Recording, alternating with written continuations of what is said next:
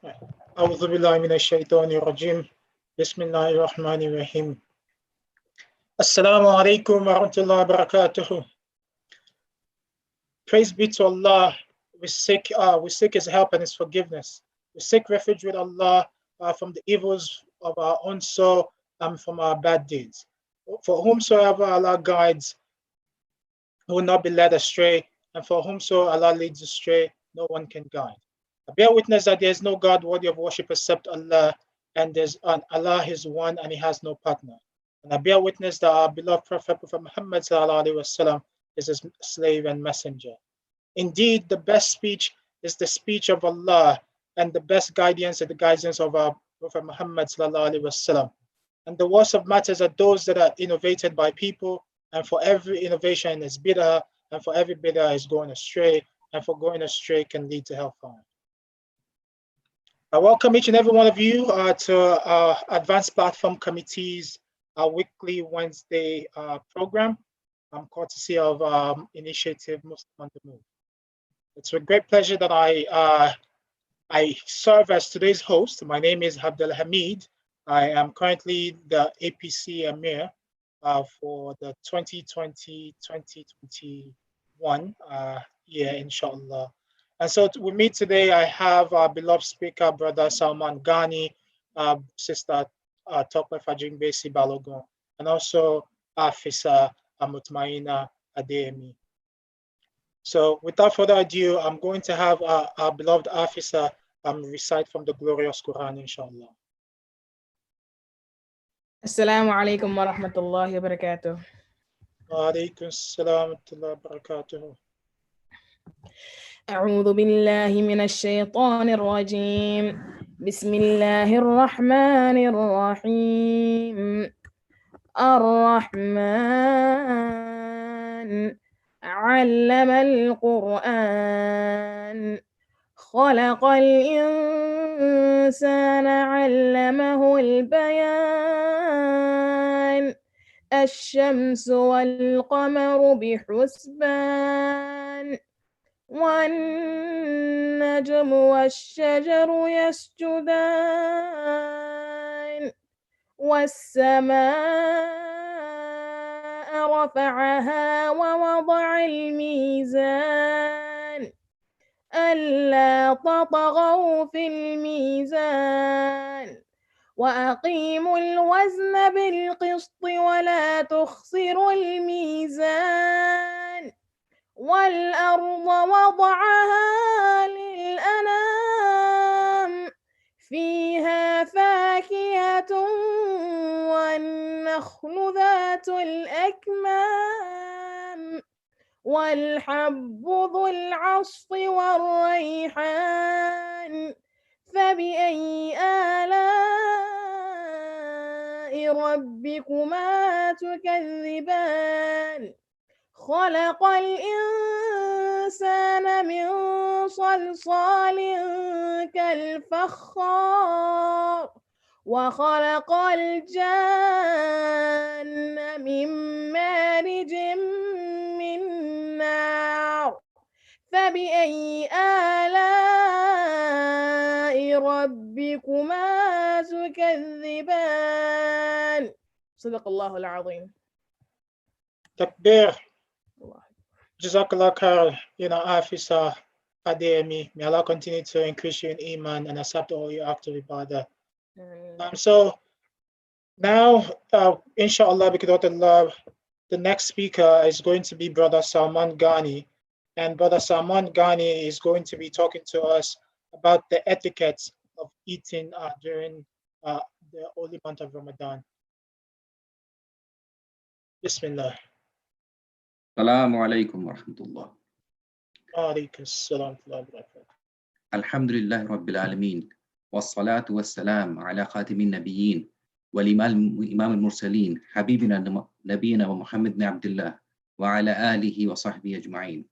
Allahumma la ilma lana illa ma 'allamtana innaka antal alimul hakim. Rabbi shrah li sadri wa yassir li amri wahlul 'uqdatan min lisani yafqahu qawli. Jazakumullah khair for giving me this opportunity, the planning committee, as well as all the people who are attending and listening to this lecture. and may end up listening to it. I ask Allah subhanahu wa ta'ala to make us among those people who follow the best sunnah, and that is the sunnah of Ar-Rasul alayhi salatu wasalam, and are able to implement it, to learn it, and to teach it to others. And I ask Allah subhanahu wa ta'ala to make us amongst those who are righteous, abiding to his commandments, at the same time helpful and contributing towards the societies that we live in.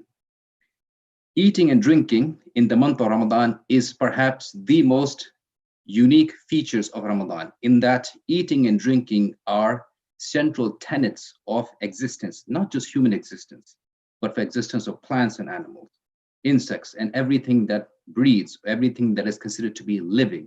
Every form of living being requires nutrition, requires something to sustain themselves with. It's a form of fuel, energy, and the act of eating and drinking are something that we engage in on a daily basis, quite literally daily basis. Eating and drinking have a direct effect on our well-being, not just physical, but mental well-being. I do not know of a single person who, after having remained hungry and or thirsty for 24 hours, will be peppy or will be very cheerful, or will be someone who's very positive. Aside from the fact that loss of nutrition will have drained their physical energies, their own mood, their mental well-being would have been impacted. And that's very interesting, in that food and drink have a direct connection to how we feel emotionally as well, in that food and drink provide a strong and distinct pleasure. It is something that we do not engage in, not just for the sake of nutrition and sustenance, but actually for the sake of pleasure. In fact, it's no surprise then that if you look at YouTube, or if you look at any library, there are books upon books dedicated to eating and drinking and how to cook food. And YouTube has videos upon videos upon videos of people, both professional as well as home cooks, sharing multiple recipes on how to cook food and how to serve it, because eating and drinking are central to the way we function as people. And our religion is nothing except a collection of the best practices for us to have a good and fruitful life on this earth, so that we are ready and we are those who are favored on the day of judgment. And for that to happen, the best way to conduct ourselves is to follow the sunnah of Rasul alayhi salatu wasalam. In fact, Sister Asifa, who recited the Quran right before me, Afisa, my apologies, she was reciting Surah Al-Rahman, ayat from Surah Al-Rahman, and Surah Al-Rahman, as well as many other sections of the Quran, dedicatedly talk about eating and drinking. In fact, eating and drinking are one of the two most often quoted pleasures in Jannah. They are from the blessings of Jannah that are so frequently mentioned in the Quran and the authentic Sunnah of the Prophet of Allah. And for good reason. It is something that we enjoy. People like to eat and drink. There's nothing wrong with that. And it should not be a surprise to us that the Prophet of Allah, who is the perfect example for us, for humanity, is also an example on how to conduct ourselves when it comes to eating and drinking, particularly in the month of Ramadan. And so that is the reason why we're discussing this vital topic in this blessed month. It is because this is the one time that we Muslims, adults amongst us, are commanded not to eat and drink for a short period, from dawn till dusk. Having said that, something which is so critical, so vital, is something that we refrain from, simply with the intention of seeking Allah subhanahu wa ta'ala's pleasure. And so when we are allowed to eat, which will be in a short span of time from now, many of us forget how to conduct ourselves when it comes to eating and drinking. We gorge ourselves. We pounce upon food and drink as if we have not seen it in a long time. It's only been 8, 10, 12 hours, right? But we lack the pleasure that we receive from eating and drinking, and that's what we seek. So the idea is, in this blessed month, while we're trying to worship Allah subhanahu wa ta'ala and try to increase ourselves in reward by committing action that are not only obligatory, but also those that are recommended or sunnah actions, we should also try to conduct ourselves in the most regal manner when it comes to eating and drinking, sleeping, getting up, talking to people, going about our business, day-to-day affairs. So what we'll do, inshallah, is we'll talk about some of the etiquettes of eating and drinking. And how do we understand the words etiquette? Understand this: in our religion, there are matters that are clearly designated as being prohibited versus those that are clearly commanded, halal and haram. But etiquettes are matters that are somewhere in between these two limitations. They are matters that are mustahab or recommended versus those that are makruh, things that should be avoided. And so when it comes to eating and drinking, what we'll discuss today are etiquettes, adab of at-ta'am wa sharab, the etiquettes of eating and drinking. Yani we will not discuss specifically matters that are prohibited versus those that are commanded. We'll talk about matters that are between them. What are better ways to do things and what are things that we should be avoiding?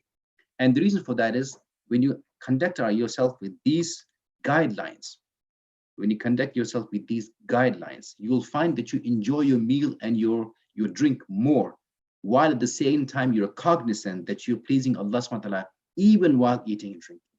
Yani you could be in a state of worship, in a state of ibadah, even while eating and drinking. And the reason this topic is particularly important for us working professionals is because work is one of those things that overtakes us. Distractions from work cause us to lose sight of things that are central to our nature as Muslims, which is pleasing Allah subhanahu wa ta'ala. So why not we should seek pleasure in this aspect of our existence?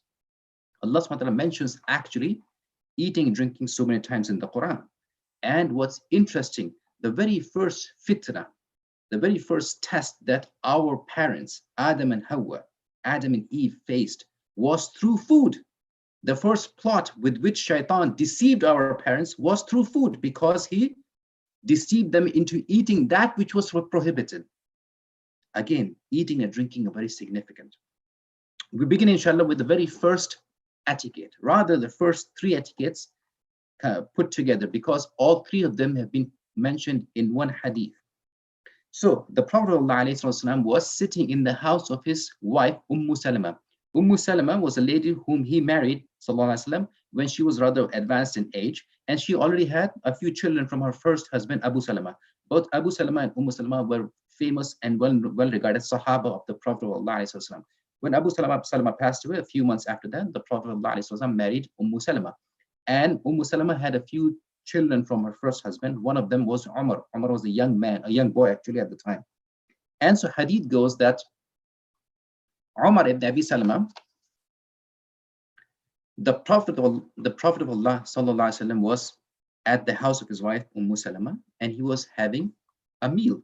And Umar ibn Abu Salama walked in, and he rushed towards the food and started eating from all over the plate.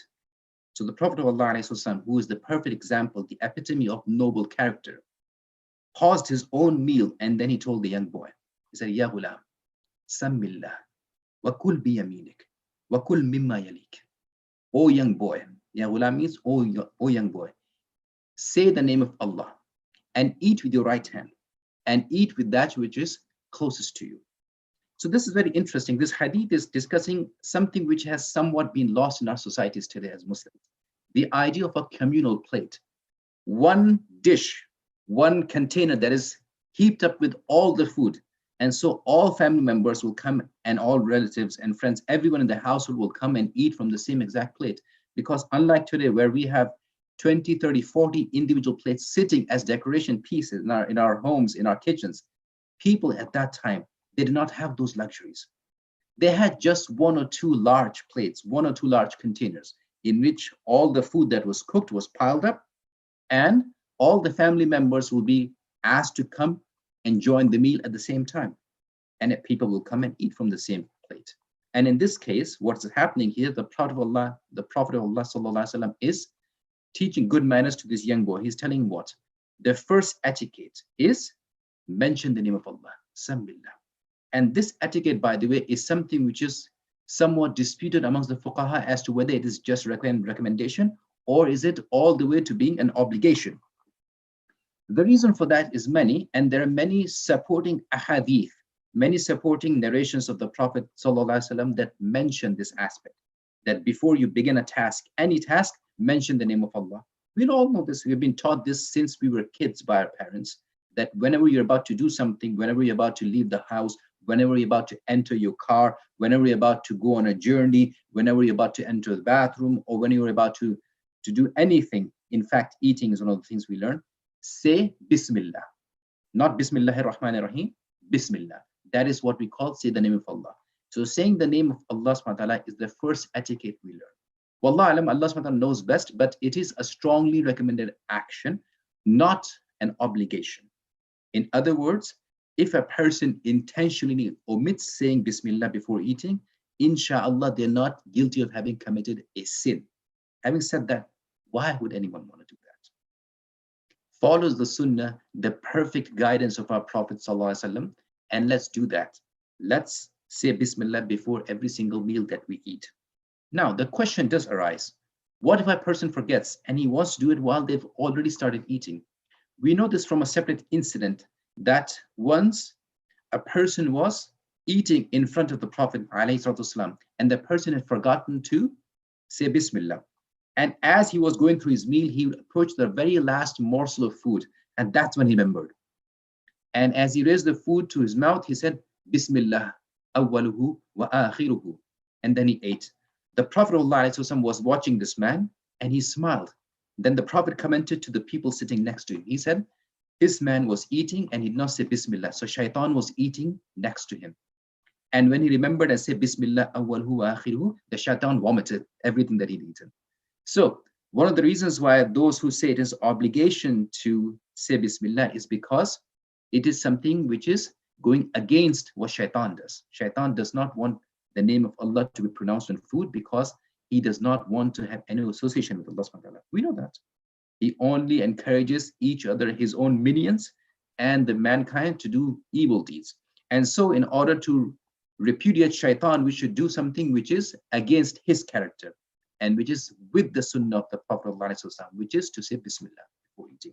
So if a person says Bismillah before they begin, Alhamdulillah, they've done good. And if they've forgotten, they should say Bismillah awwaluhu wa akhiruhu. Or they can even say Bismillah fi awwalihi wa akhirihi. Both of those are from the correct dua for having forgotten to say Bismillah. The second etiquette was also that we learned from the hadith of Umar ibn Abi Salama. And the second etiquette that we learned was to eat with the right hand. And this too is something that many scholars said, it is wajib, it is not just a sunnah, it is an obligation, it is not just a recommendation. The reason they bring that it is an obligation is because we know from a different hadith of the Prophet ﷺ in which he said, Shaitan likes to eat and drink with his right hand, with his left hand. So you should do opposite of what Shaitan does and eat and drink with your right hand. So the scholars said, see, the Prophet ﷺ commanded us to eat with the right hand because Shaitan does opposite of that. So it is an obligation. Again, Allah SWT knows best, but it appears this is also a recommendation, not obligation. So a person should do their utmost to eat and drink with their right hand. That question simply arises by those who are southpaws or southies or people who are left-handed. A left-handed person will say, I'm not comfortable. I'm not as precise. I'm not someone who's familiar with the idea of eating with the right hand or drinking with the right hand. Many, by the way, converts who accept Islam, they find this somewhat challenging. The reason for that is simply because the etiquette that they have learned, especially in Western society when it comes to eating and drinking, is that the etiquette of eating and drinking is the left hand because they use a fork to eat and drink. Understand this, brothers and sisters? The best guidance is the guidance of the Prophet of Allah. So eating and drinking is something that we become habituated to with time. If you cannot do it all the time, try to do it sometimes. And inshallah, you'll find that Allah subhanahu wa ta'ala will help you to do good more and more, and for you to become habitually eating and drinking with the right hand. So even if you're left-handed, you can eat and drink with the right hand. Just to give you a perfect example, my father is a left-handed man, but he eats and drinks with the right hand. So this is something that he learned and made a habit out of when he was a young boy. So inshallah, even if you do not know, even if you are not familiar with eating with the right hand, make a habit of that, because that is from the Sunnah of the Prophet ﷺ. The third etiquette that we learn also from the hadith of Umar ibn Abi Salama was eating from that which is closest to you. And we come back again to the concept of a communal plate, one single large dish that has all the food put together. The reason for that is simply this. When people gather around such a plate, for those societies that still practice it, they will tell you a large plate, a large container, a large flat dish will be placed in the middle, and meat and rice and fruits, everything will pile together to the extent that it will be a heaping pile of food will be placed in the middle. And then people will call, come, have your meal, have some food, have some lunch or dinner. And people will gather together, sit next to each other, and they will surround the plate, okay? And then they'll reach in with their own right hands and be eating from the same plate. However, it is understandable that not every single person will have the same delectable piece of meat in front of them. There's a possibility that you are left with a pile of tomatoes and your friend over there has all the meat. That's how food is piled in a large plate. We all know this, right? So in such a circumstance, if you have the pleasure and the honor of eating in a large plate, what you can do is seek someone's permission before you reach over there and grab the chicken leg. So what has been mentioned over here is this. Omar was doing what? The young boy, he was reaching over everywhere and grabbing from everything, the one that had the choicest of pieces and morsels of food. And the Prophet told him, stop, don't do that. Eat from that which is closest to you and that which is in front of you. Do not reach over all over the place. It is from bad manners. And so good manners is to eat from that which is in front of you. Having said that, if you are in that unfortunate circumstance that you are being given a pile of leaves and nothing in front of you, nothing closest to you, where all the meat is far away from you, it's easy. Seek the permission of the person who is sitting next to with all the meat, reach over and take some. And this is something that we should revive as a sunnah. We should make an effort, brothers and sisters, to have meals, some of the meals in one large plate, one large platter. Even if we do not have all of our meals, or even if we do not have all the dishes that are being served in that meal in a one large platter, instead people like today, what most people to do today is that we have 2-3 containers, 4 or 5 containers of food on the dining table. The family members will gather together, everyone will take a spoon from each of those containers, and they'll have their own plate and they'll eat from that. That's fine, absolutely okay.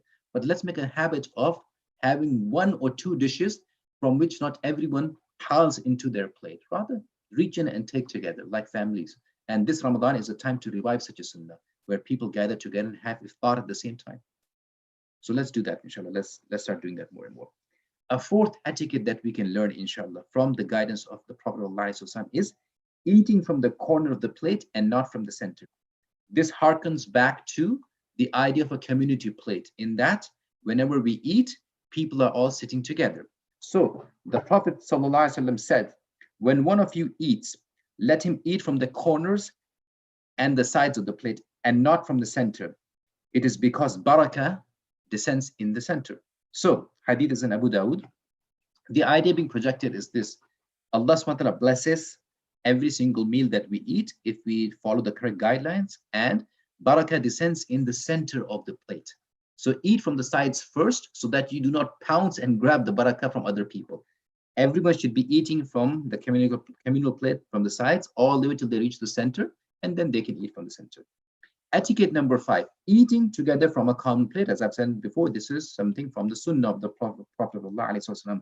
Number 6, wiping the plate and the fingers clean. This is something that many Muslims hesitate from. And I understand there's good reason for that, especially if you're living in Western societies. It is found to be obnoxious. In fact, it's considered to be rude and considered to be inappropriate, or it's considered to be impure for a person to lick the plate or lick their fingers while eating. But again, the best guidance, the best sunnah is that of the Prophet of Allah. Abdullah ibn Ka'b reported that his father Ka'b narrated to him that Allah's Messenger ﷺ used to eat with 3 fingers, and when he finished eating, he licked them. This hadith is in Sahih Muslim. So it was from the sunnah of the Prophet of Allah ﷺ that he would lick his fingers clean. And simply put, brothers and sisters, this is from the wisdom of a Muslim. Okay? If you are in a highfalutin, high fancy restaurant, if you start licking your plate over there, especially in a restaurant in the Western Hemisphere, that will be considered to be an abhorrent act by those sitting around you and those looking at you. So at that moment, you do not necessarily need to do that. But what about the comfort of our own homes, or in the comfort of fellow Muslims? In that case, there is no haya, there's no hesitation, there's no embarrassment in this matter. Follow the sunnah.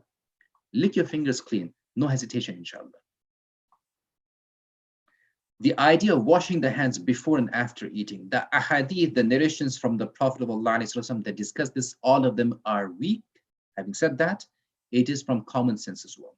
So inshallah, whenever a person is about to eat, preferably they should wash their hands, and after they finish eating, they should wash their hands as well. Not wasting the food, even if a single morsel of food has been dropped.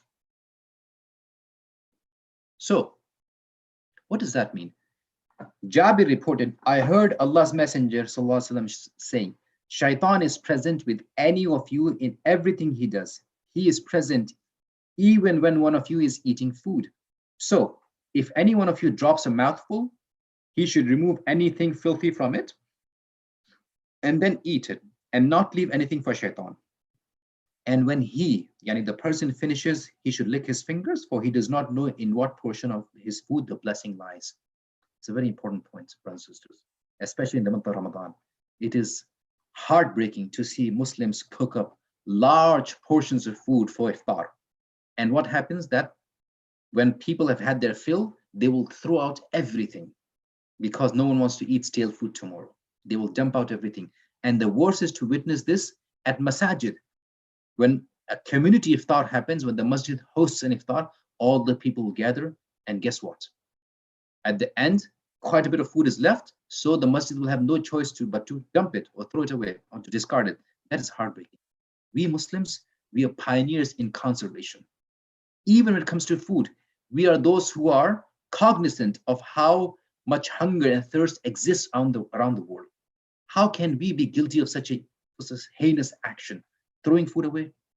Look at the guidance of our Prophet ﷺ. Forget about dumping a large chunk of food or several people's worth of food away. The Prophet of Allah ﷺ is saying what? If a small morsel of food falls off from where you're sitting, pick it up and clean it and then eat it. Do not let anything stay there for shaitan. It is very interesting. There are a few benefits from this hadith that we can learn. First and foremost, shaitan is an equal opportunity seeker. He will not rest until he has harmed you in some way. So do not give him any leeway. Do not let him have any of your food. Pick up the food and eat it, first and foremost. Number two, if it is dirty, clean it off. And it's understandable that the food being referred to here is dry food items, not necessarily curry. The spoonful of curry falls down, you pick it up with a spoon, you scrape it off from the floor. No, common sense, like a piece of meat falls over, dry meat, or a piece of fruit falls over, pick it up and brush it off.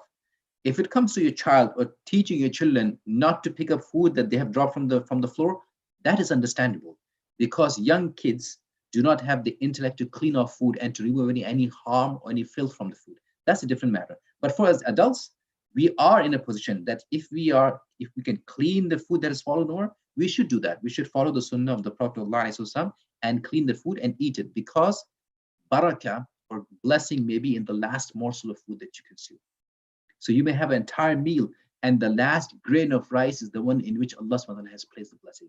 Do not let any food go to waste, brothers and sisters. Consume all of it. Now, as a side point, question arises, well, what if I have had my full or I've had my fill and there's still some left over on the plate? That's a different matter. If you are in a position to store that food away, the smart and the better thing for us to do is to store that food away instead of trying to put everything inside our stomach. Because the Prophet of Allah ﷺ also said, the worst container that the son of Adam fills up is his stomach or her stomach. So do not do that. Do not try to consume leftovers just for the sake of not throwing the food away. No, try to store the food if you can. One of the best etiquettes of eating and drinking is not to criticize food. And Abu Hurairah narrates that the Prophet of Allah ﷺ would never criticize food. If he liked something, he would eat it, and if he disliked something, he would leave it. This hadith is in Bukhari and Muslim. So do not ever, brothers and sisters, do not ever criticize food. It is not from the etiquettes of the Prophet ﷺ to do so. And being generous with your food. The Prophet ﷺ said, the food of 2 people suffices for 3, and the food of 3 people suffices for 4. Hadith is in Sahih Bukhari and Muslim. Do not place yourself in that situation. All the time, understand this. If there's a pile of food that you think is sufficient for you, very likely more than one person can eat from it. We know this from a separate hadith of the Prophet ﷺ in which he said, a few mouthfuls are sufficient to keep the back of the son of Adam straight. But if you need to eat more, then 1/3 for food, 1/3 for water, and 1/3 for air. It is very interesting. In this hadith, the second hadith that I just quoted, the Prophet ﷺ is saying what? Just a few mouthfuls is sufficient for you to be strong, willful, functioning member of society. If you like to eat more, then only 1/3 for food, 1/3 for drink, and 1/3 for air. And when it comes to Ramadan, especially iftar, what do? 2/3 for food, a third for drink, and the air is all the way up to here. That's it. Because we fill our stomachs up, we are so eager, so much desires of eating, we end up eating a lot. Let's not do that. Let's try to control how much food we take or intake. Praising Allah subhanahu wa ta'ala afterwards. If we mention the name of Allah subhanahu wa ta'ala before we start eating and drinking, why should we do that afterwards? We should do that all the time. And there are multiple du'as mentioned in the authentic ahadith of the Prophet ﷺ, talking about some of the incantations or utterances that he used to mention after he finished his meal. One of the most famous in Sahih Bukhari is Alhamdulillah alladhi hamdan kathiran tayyiban mubarakan fihi ghayra makfiyin wala muwadda'in wala mustaghnan anhu rabbana. And there are others. Memorize one of them, inshallah, and utter them every single time you finish eating and or drinking. Eating in moderate quantities, very important, wallahi, very important. I mentioned before the hadith in which it was said that the Prophet ﷺ, when he would eat with 3 fingers and then he would lick the fingers clean. The scholars have talked about this idea of eating with 3 fingers. What do we mean by that? And how do we understand this hadith? Does that mean finger number 1, 2, 3? Is that 3 fingers? Or the thumb is independent, 1, 2, 3. Is that 3 fingers and the thumb? Wallah, scholars debated amongst themselves, but everyone agrees on one thing. The idea is not how many fingers are involved or which 3 fingers constitute 3 fingers. The idea is to have small portions, a morsel of food which is smaller and easily chewable and digestible. That is the wisdom behind that. So whenever we eat, we should eat in small mouthfuls, not large chunks trying to swallow and choking ourselves. That is not from the etiquettes of eating and drinking for a Muslim. Rather, eat small mouthfuls, chew your food properly and swallow.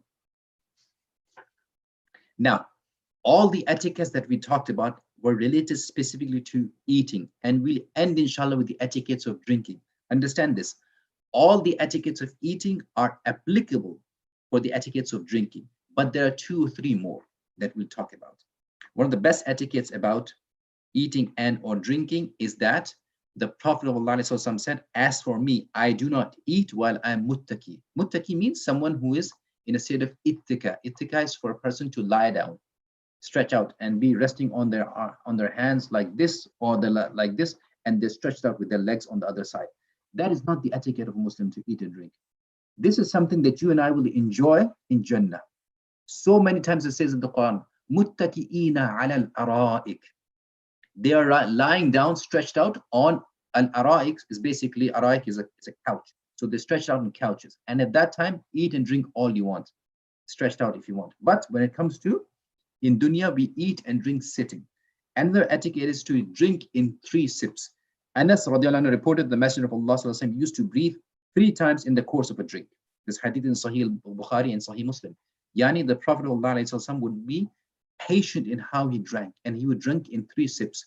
How do you understand this? Simply put, when you have a glass of water, you take a few gulps, then take a break, breathe, then a few gulps, then take a breather, then few gulps, and then take a breather. That's the way to do it. Or you can also do 3 sips. 1 sip, 2 sip, 3rd sip. The idea is simply this, again, to have small quantities of drink going down your mouth and your throat, not to have large gulps at the same time. Instead of picking a bottle and they show in commercials a person drinking down the entire bottle, we don't do that. This is not from the Sunnah of the Prophet. The final etiquette, the most controversial of all etiquettes that we discussed so far. Can a person drink while they're standing? The common etiquette by many cultures, in many cultures and according to many scholars is no, it should not be done. A person should be sitting down while drinking. We know this from the hadith in which Anas said that the Prophet ﷺ forbade us, the Muslims, from drinking while they're standing. So how do you understand that hadith with what I just said? In a separate hadith, Ali ibn Abi Talib, he was sitting in the masjid of Kufa. He prayed Salatul Dhuhr, and then he sat down in the courtyard of the masjid, and he was dealing with the affairs of the people. And then water was brought to him. He made wudu to get ready for Asr, and then he stood up and he drank water from the watering jug. And then he turned to the people and he said, I've heard that some people say that it is prohibited to drink while standing, while I have just did what I saw the Messenger of Allah sallallahu alaihi wasallam. Yani the Prophet sallallahu alaihi wasallam also drank while he was standing. So what is the compromise between these two positions? Simply put, this is what Shaykh al-Islam Ibn Taymiyyah has mentioned, Allah yarhamu, that if a person is not in any need to stand, better for them to sit down while drinking. But can you drink while standing? Yes, inshallah. So it is from the perfect guidance and from the sunnah of the Prophet ﷺ that we have a set of guidelines that we can follow even in this aspect. And so what I'm trying to tell, inshallah, and end with this is simply this. I have been practicing these sunnahs for about 10 years or so, and I found them to be extremely gratifying and enjoyable, and I seem to enjoy my food more. And I promise you, brothers and sisters, if in this blessed month we pick up some of or all of these sunnahs of the Prophet ﷺ, we will all benefit from them.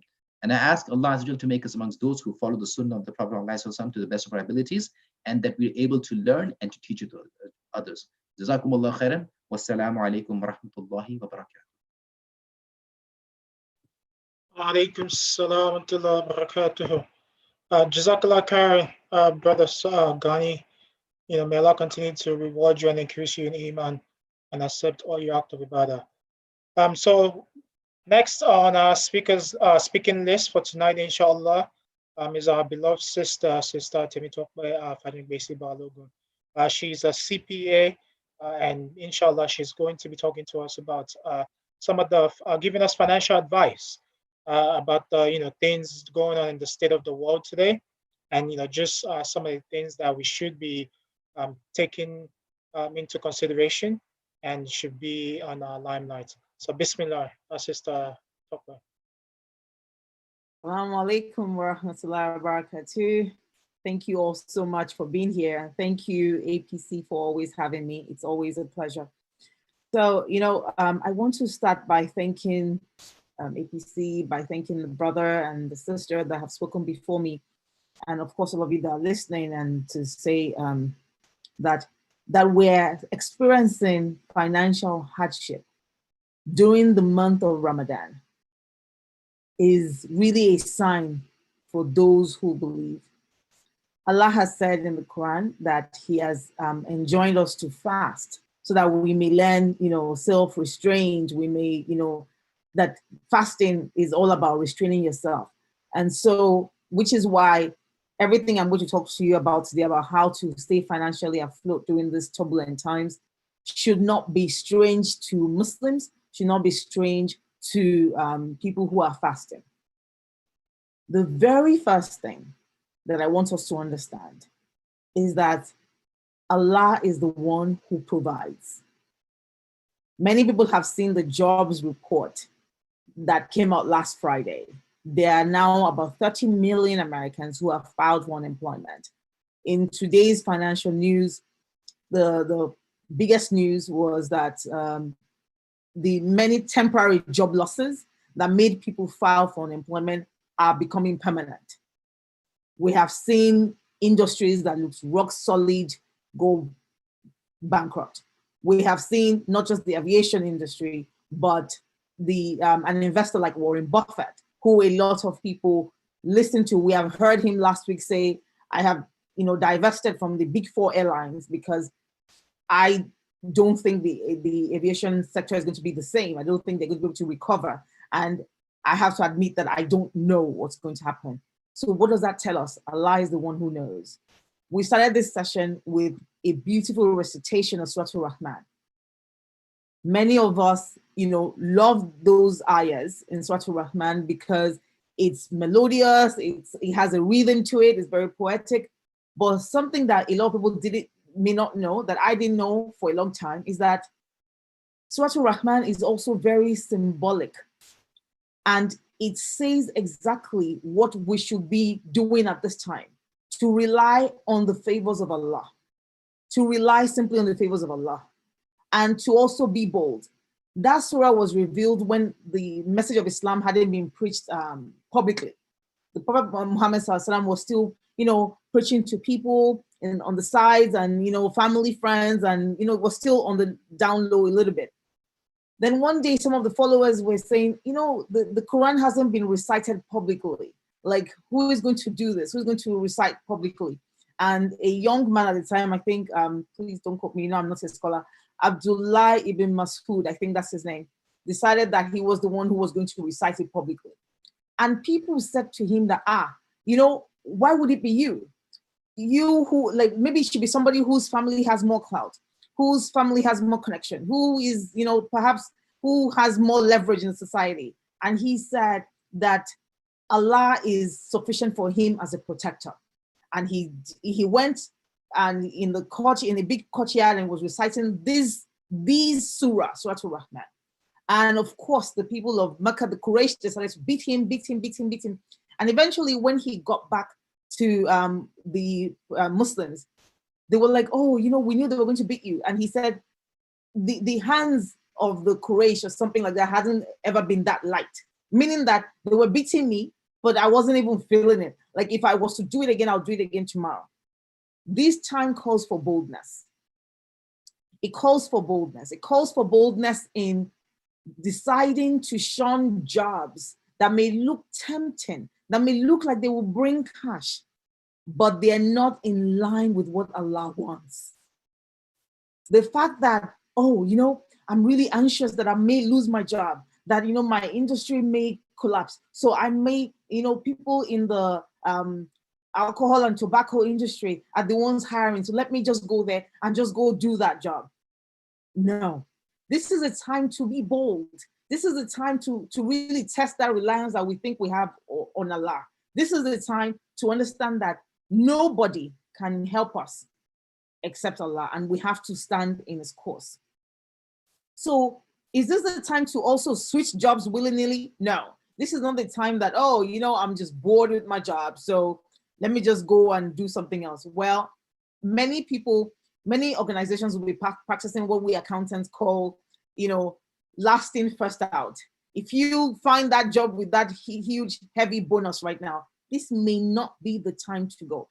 If you have a good job, a halal job, a means of income that it is not paying you as much as that other one that looks flashy outside, understand that, money is not the only criteria for you to change your job right now. You might be getting a huge bonus somewhere, but you will definitely be the first one to go when they start to, lay people off.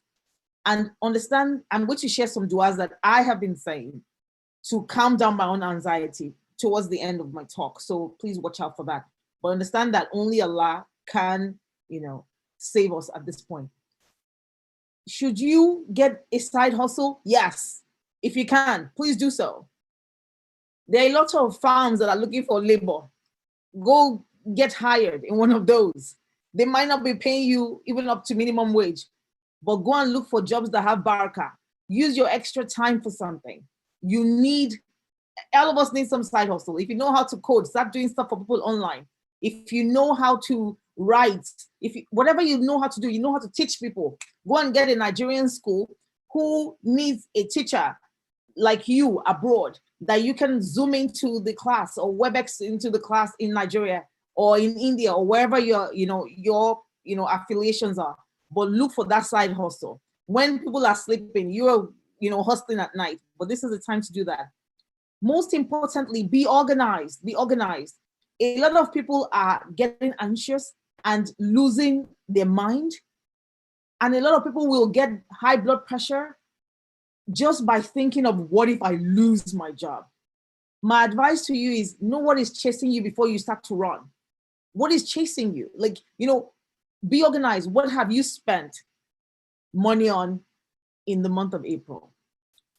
Put it down, write it down. You can't lose weight if you don't track what you eat and your exercise. Same thing, you cannot cut your cost, cut your spending if you don't know what you're spending money on. All of us think, I have this app on my phone. When I get money, I get an alert from my bank.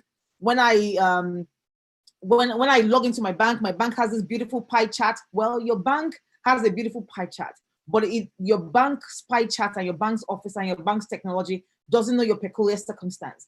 Please download your bank statement, download your credit card statement, download everything right now, and have a personal meeting with yourself about what you spent money on in April. Which brings me to my next point. You need to cut the fat. This is the month of Ramadan. This is the time to learn self-restraint. We need to start spending like Muslims. We need to stop wasting. Our brother Salman, he talked about Muslims wasting food. It is just ludicrous. It is ridiculous. Muslims were part of the people who were going into the store and rushing to buy 20 million toilet roll. My goodness, why are you buying tissue paper for when you don't even know whether you're going to be alive tomorrow? Muslims are the ones who, you know, a lot of Muslims were among people who were going to the grocery store and hoarding all of the groceries. That is not Islamic. What are you storing stuff for? What are you hoarding things for? Why are you hoarding face masks when people in the hospitals can't even get it? If that is what you spend your money on in April, you need to have a personal meeting with yourself and decide that's not what is going to happen in May, because you're spending your money in a way that is haram. When you're hoarding, when you are, you know, just causing all kinds of price hikes around the whole place, then you have to give yourself a chance to succeed. We already said, check what you spent your money on in April, be organized. But what about what you're going to spend your money on in May? And inshallah, June, if and when we all survive this? What is your budget? It is almost unthinkable that you have somebody who is able to understand this English I'm speaking, and the person does not have a budget. You don't have a plan. There's the management concept. We always say that those who fail to plan to fail. Many of us plan to fail, and many of us are so afraid of having budgets because it will expose us to some sort of accountability that we have to live. We Muslims are going to be accountable. I have heard this, I don't know if it's a hadith or what, but I've heard this, that a Muslim will not go to Jannah or Jahannam or wherever we go, a person will not die until they answer the question of how they made their money and how they spent it. So in this life, you are not even trying to account for how you made your money and how you spent it. You're not trying to keep yourself accountable. You're not trying to plan that, oh, you know, I'm not going to spend my money on all of this nonsense. But you want to wake up that day when we are all raised up and be answering the question. Why don't we start to answer that question now? Why don't we start to be proactive? My husband, who is, you know, I'm the accountant, and if you're Nigerian, I'm Ijebu. So you know that people from my side, whether they have accounting degrees or not, they're already accountants by our DNA. We don't spend money.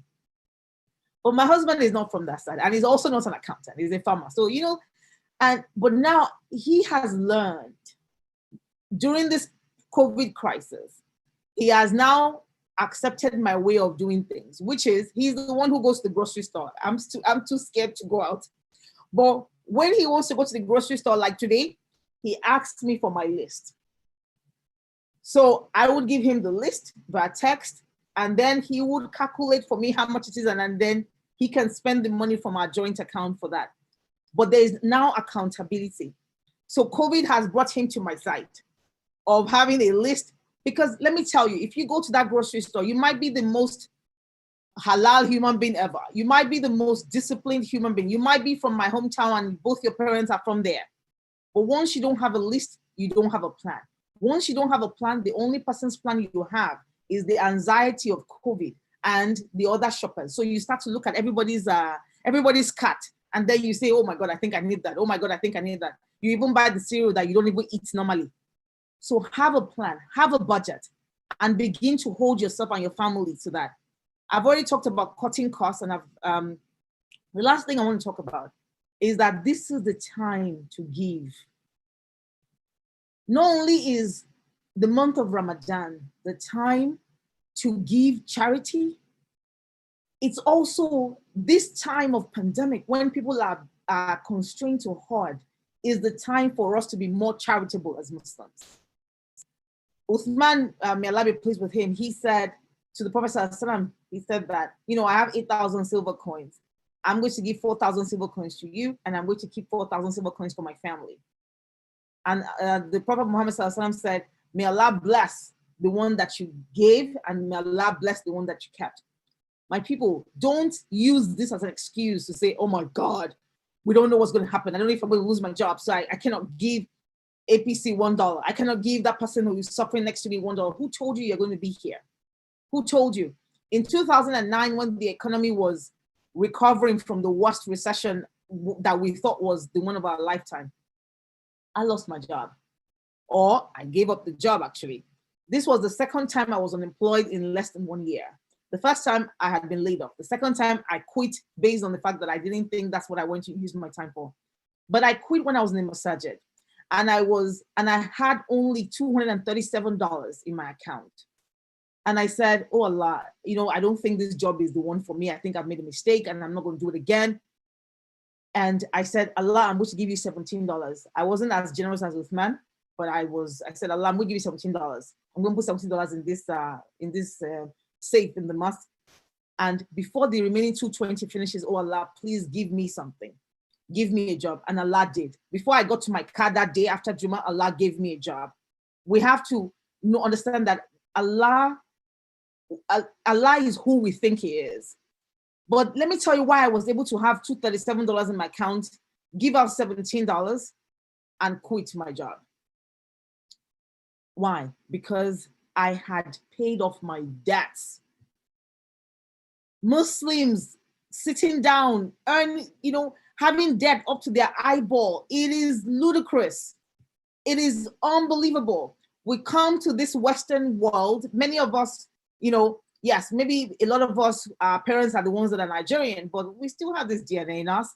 But we get here and they lift the restriction on malls, and the first thing somebody's going to do is swiping a credit card to buy Air Jordan. I was like, first of all, I thought Air Jordan was an airline until I saw that it was like maybe shoe or something. I'm like, seriously? We don't even know where we're going. We can't even go out.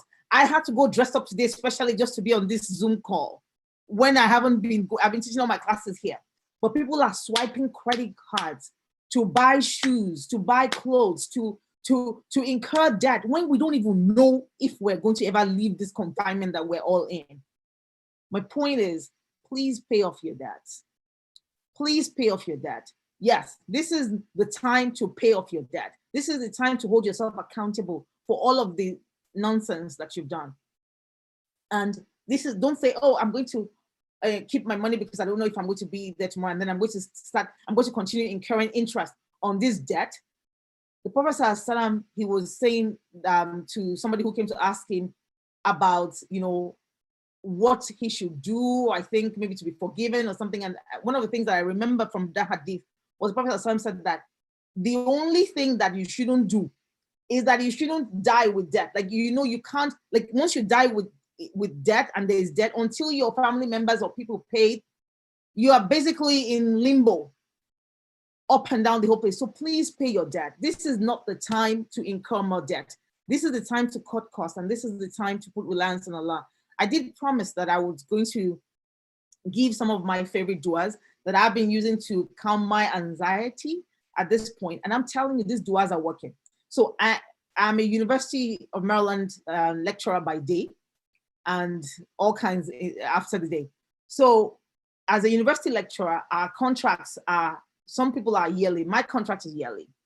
And my contract with the university the last contract began August last year and was supposed to expire sometime in the summer. And the university, we've been having all these meetings about how there's, they're taking this heat and that heat, and tuition is expected to go down. So I'd been thinking, okay, well, maybe they might not just renew our contract. But I said, I'm going to deal with it when that time comes. Last week, I got an email from the department secretary saying, your contract for 2020-2021, please review and sign. And there was even an increase of 1% in the salary. At the time when we're thinking, schools are closing down, state governments are defunding colleges, but Allah is answering our prayers. And I pray that Allah answers your prayer as well. So these are some of my favorite du'as that I want to share in closing. In the Quran, Surah An-Nur, Quran 71, Allah says that, that if we ask for forgiveness, He will shower us with abundance of rain and children. So the Prophet Muhammad said that the best dua for istighfar is Sayyidul Istighfar, the best one. And I will not recite the whole thing here, but a lot of us who used to go to Salatu back then, we probably know it. Allahumma anta rabbi la ilaha illa anta khalaqtani. and I can send it to APC, they can send it out. But this is one that is the total submission, total. And the many scholars and even the hadith has said that this is a very good dua for seeking istighfar. So let's take istighfar, because Allah has said that if we asking for forgiveness, he says in Surah An-Nur, ayah 10 to 12, that he will give us abundance of rain and bestow us with wealth and sons and gardens and all of that. So let's be quick to saying this dua. Another thing that I say, I actually have a reminder on my phone for me to say this dua every day. And I've been saying this dua before the pandemic hit and economic crisis. I just love the meaning. So I'm going to share the meaning of this dua.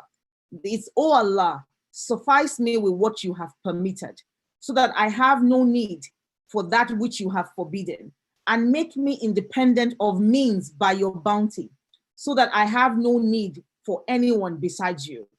I make this a habit to say this dua every day. It's on my phone to say it in the morning, because every time people give you all kinds of offers of, you know, this job, this quick money and that quick money, I want us to understand that Allah is the one who is sufficient for us. And the last dua that I want to share is that the last 3 chapters of the Quran, the Prophet ﷺ said that those who recite this would suffice for them. It will make them safe. It will suffice for them as a guidance against all things. So Surah Al-Ikhlas, Surah Al-Falaq, and Surah Al-Nas, let us try to recite this 3 times in the morning, 3 times in the evening. May Allah be sufficient for us. May Allah grant us abundance during this time of anxiety, and may Allah grant us sakina. Assalamu alaikum wa rahmatullahi wa barakatuh. Alaikum salam wa rahmatullahi wa barakatuh. Jazakallah khair, Sister Tokwe. May Allah accept all your act of ibadah and continue to increase you in iman. And so, Bismillah, alhamdulillah, we are getting towards the end of our program for this week, inshallah. But before we go, inshallah, our dear brother Salman is going to lead us in a short dua session, inshallah. So, Bismillah, Brother Salman. Bismillah wa salatu wa salamu ala rasulillah. ربنا تقبل منا إنك أنت السميع العليم. ربنا لا تزغ قلوبنا بعد إذ هديتنا وهب لنا من لدنك رحمة إنك أنت الوهاب. ربنا هب لنا من أزواجنا وذرياتنا قرة أعين وجعلنا للمتقين إماما. ربنا أفرغ علينا صبرا وثبت أقدامنا وانصرنا على القوم الكافرين. ربنا لا تؤاخذنا إن نسينا أو أخطأنا. ربنا ولا تحمل علينا إصرا كما حملته على الذين من قبلنا. ربنا ولا تحملنا ما لا طاقة لنا به واعف عنا واغفر لنا وارحمنا أنت مولانا فانصرنا على القوم الكافرين. رب اجعلني مقيم الصلاة ومن ذريتي ربنا وتقبل دعاء. ربنا اغفر لي ولوالدي وللمؤمنين يوم يقوم الحساب. اللهم إنك عفو تحب العفو فاعف عنا. اللهم اغفر للمسلمين والمسلمات والمؤمنين والمؤمنات الأحياء منهم والأموات إنك سميع مجيب الدعوات. ربنا آتنا في الدنيا حسنة وفي الآخرة حسنة وقنا عذاب النار. جزاكم الله خيرا. Ameen. Jazakallah khairan. I'd like to say Jazakallah khairan to all our speakers. We truly appreciate you yielding to our call. May Allah answer all your duas and grant each and every one of us the highest level of Jannah, inshallah. Ameen. So in order to conclude our event today, inshallah, I just want to, once again, thank our speakers and also inform every one of us that is watching now or later that please feel free to join us next week at the same time, 6 p.m. Eastern, for another episode, inshallah. And if you have any questions for any of our speakers, please do send us an email at advancedplatform@gmail.com or contact us via our social media at Advanced Platform and on Facebook, inshallah, also. Or you can visit our website at apc.ncnmo.org and send us any questions or remarks that you have there, inshallah. With that being said, Jazakallah khair once again to all our speakers. And until next week, inshallah, I bid each and every one of us farewell, and may Allah continue to watch over each and every one of us. Assalamu alaikum wa rahmatullahi wa barakatuh.